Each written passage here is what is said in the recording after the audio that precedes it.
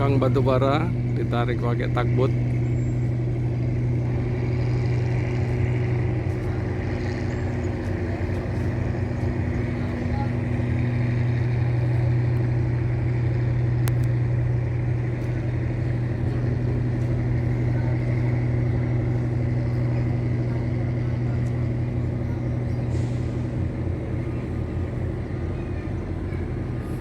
Di depan sungainya, di depan Masjid Kyai Merogan, situs peninggalan Kyai Haji Merogan.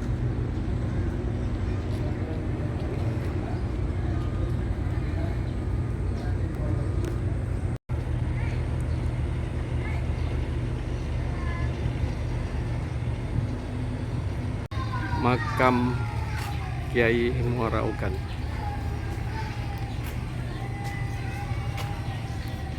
Assalamualaikum warahmatullahi wabarakatuh. Iya. Balik sini memang.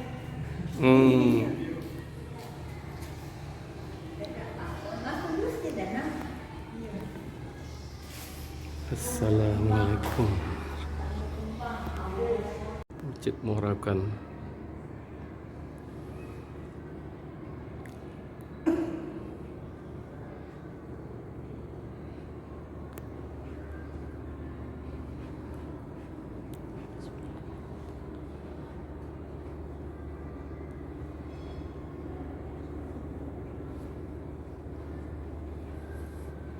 Masih asli ini tiang-tiangnya.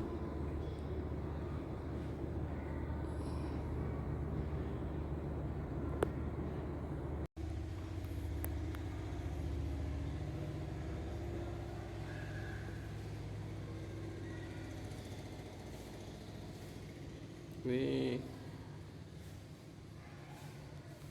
harus deket ini. Foto dokumentasi barang peninggalan sejarah Kyai Merogan.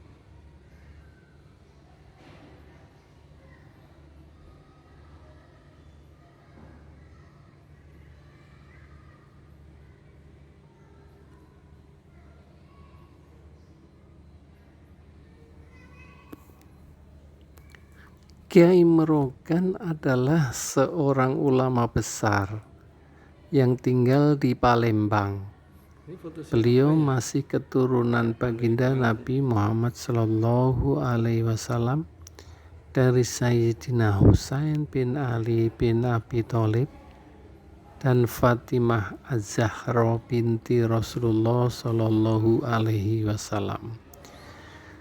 Diperkirakan lahir pada tahun 1802 dan ada juga yang mengatakan tahun 1811 dan meninggal pada tahun 1902. Kyai Merogan dilahirkan oleh seorang ibu bernama Perawati yang berketurunan Cina dan ayah yang bernama Mas Agus Haji Mahmud alias Kanang, keturunan ningrat dari Sultan Palembang.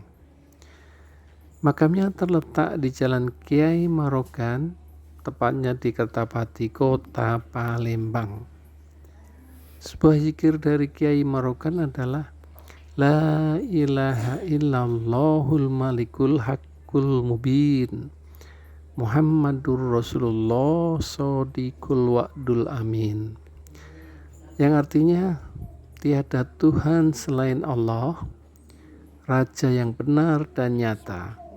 Muhammad adalah Rasulullah yang jujur dan amanah.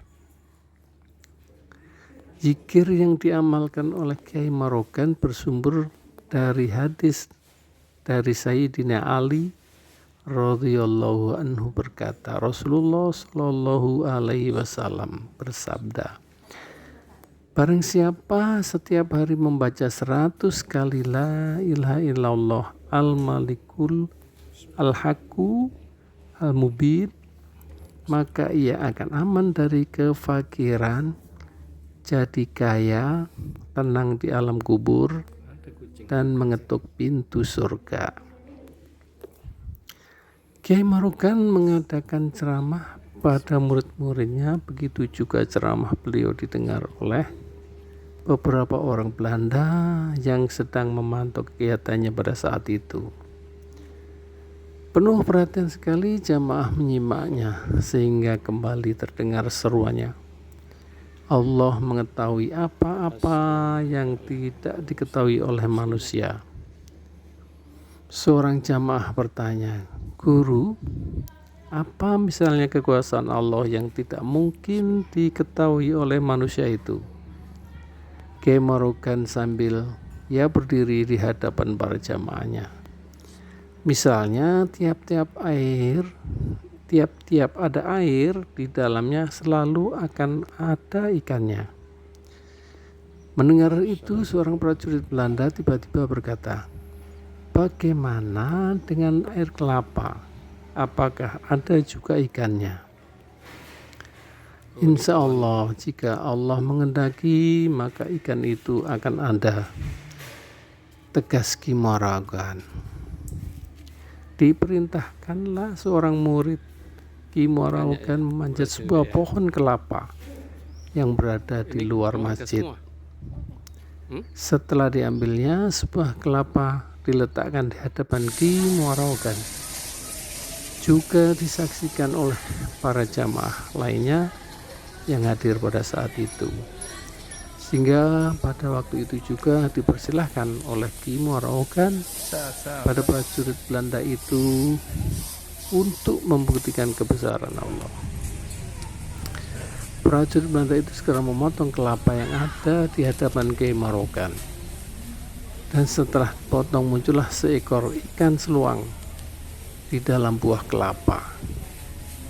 Sejak saat itu sekitar masjid di Marokan terdapat ikan seluang, dan di sekitar masjid tetap berdiri pohon kelapa.